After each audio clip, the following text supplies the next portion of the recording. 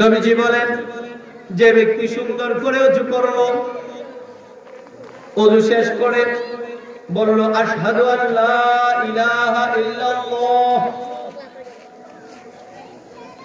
ওয়াহদাহু লা শারীকা লাহু ওয়া আশহাদু আন্না মুহাম্মাদান আবদুহু ওয়া রাসূলুহু আল্লাহুম্মা জাআলনি মিনাত তাওয়াবিন ওয়াজআলনি মিনাল মুতাতাহহিরিন।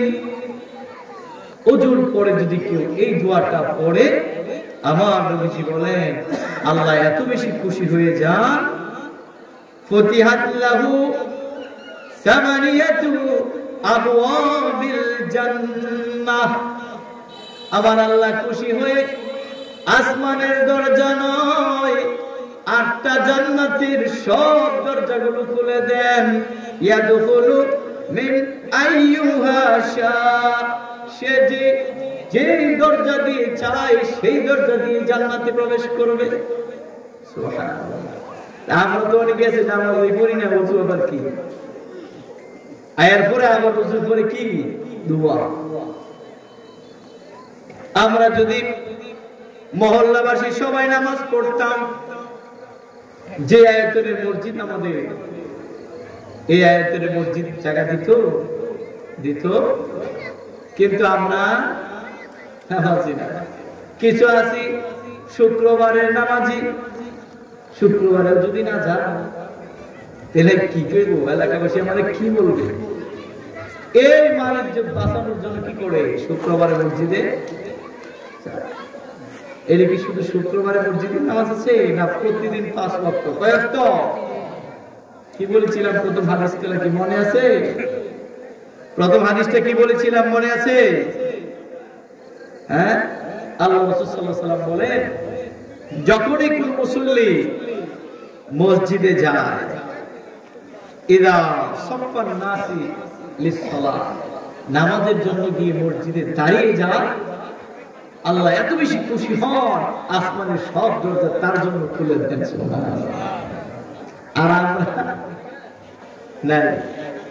আমরা 5 ওয়াক্ত কি করি না নামাজ আদায়? আমাদেরকে 5 ওয়াক্ত কি করতে হবে? নামাজ আদায়। তাহলে তো ওযু করব, আর ওযুর পরে আমরা বলবো আশহাদু আল্লা ইলাহা ইল্লাল্লাহ।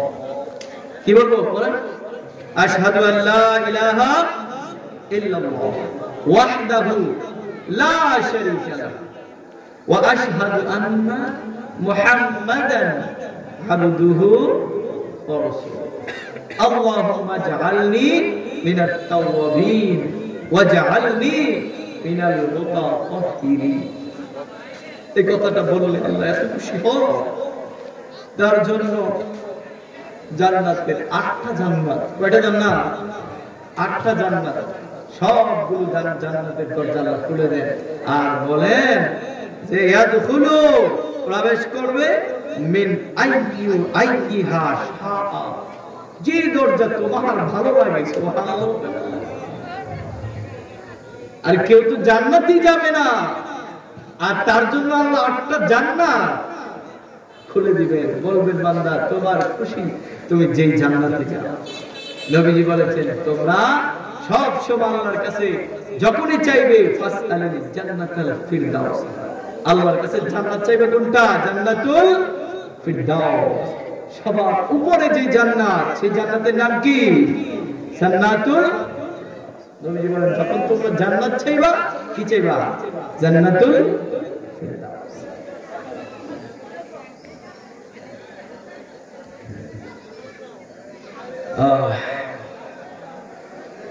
আর আমরা তখন দোয়া করি,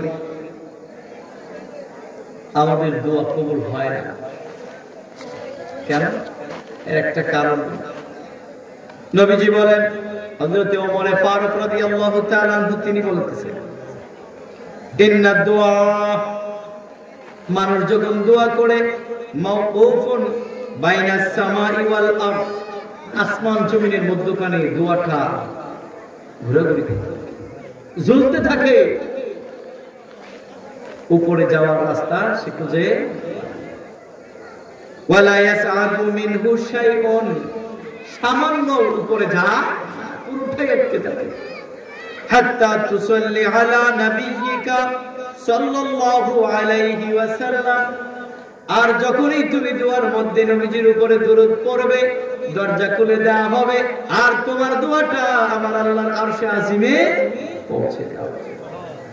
আর তুই দোয়ার মধ্যে আমার নবীজির দরুদ পড়বে না, তাহলে তোমার দোয়াও আল্লাহ তাআলার কাছে পৌঁছাবে